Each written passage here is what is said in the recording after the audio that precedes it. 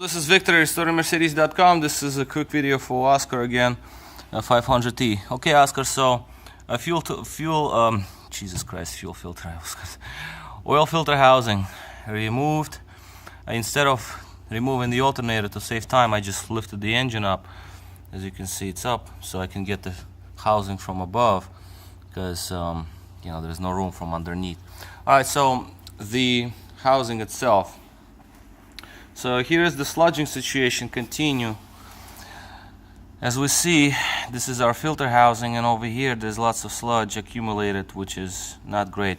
This is our valve, and from what I can say, it's not really terrible. It seems like it's closing, but well, let me see if I can show you on the camera here.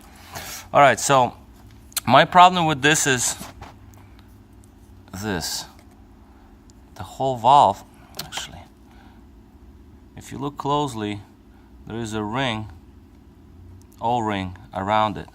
If you look at it, like right in this area, it moves.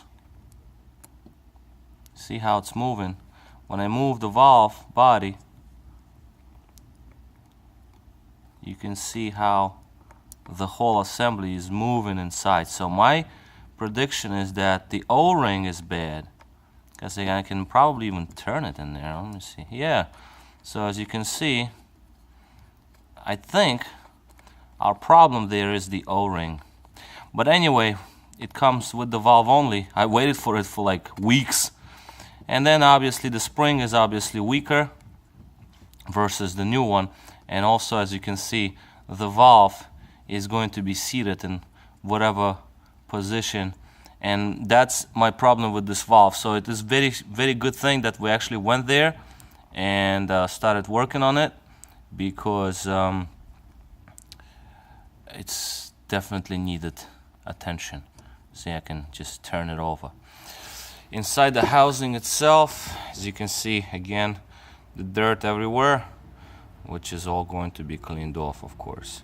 So much needed repair. And well, obviously the sludge is going to be all cleaned off. This is already hard sludge. This is not the soft one we saw up on top. As you can see, this is hard stuff already. This is not going to dissolve. This can only be cleaned off. That's all this, like, really hard one. Also, there was sludging going on in the banjo fitting here for oil pressure sensor. It's I don't know if you can see it on camera, but the sludge is in there as well.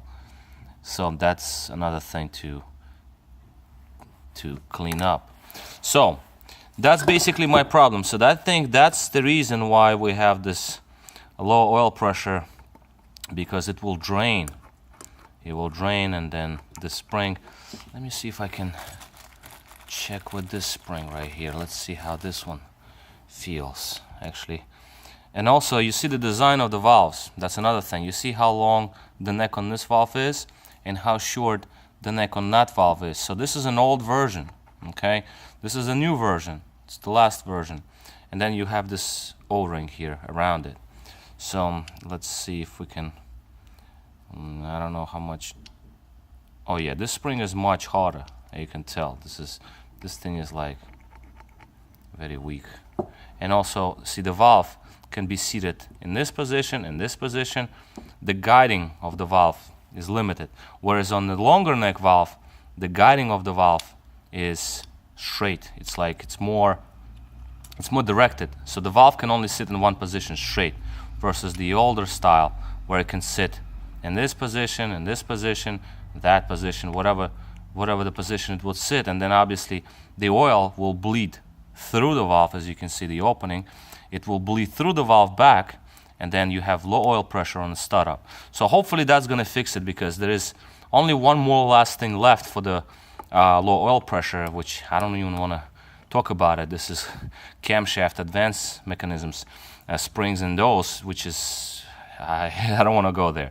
So we're just going to take care of these, and most likely 90% chance it's going to do it. Okay, so it was worth the wait, and it's worth of doing this job. All right, so for now, we'll leave it to it. I'm going to start working on this now, and hopefully to the end of the day everything is going to be cleaned off, everything replaced and installed back on the vehicle. And then also, once it's installed, I can start it and see how fast the oil pressure rises. Oil became very black, so this is fresh oil, and the oil was really black because of cleaning. The engine was probably, nobody changed oil for a while in that car. So this is our oil pressure sensor. This is where bungee fitting would go. As you can see, there's still some sludging in there, but oil pressure sensor is good, which is good. It's not plugged up, so we don't need to replace that. The filter was brand new and still looks okay. I don't see any kind of shavings or anything in the filter, and that's how black the oil became after really not even driving the vehicle. So that's gonna, you know, it's clean basically because we have old oil and mixed with new oil. So once it's run for a little bit, I will replace the oil again. All right, and new filter, of course. All right, so far so good. This is another update, and I'll talk to you very soon. This is Victor at RestoreYourMercedes.com. Thank you for watching.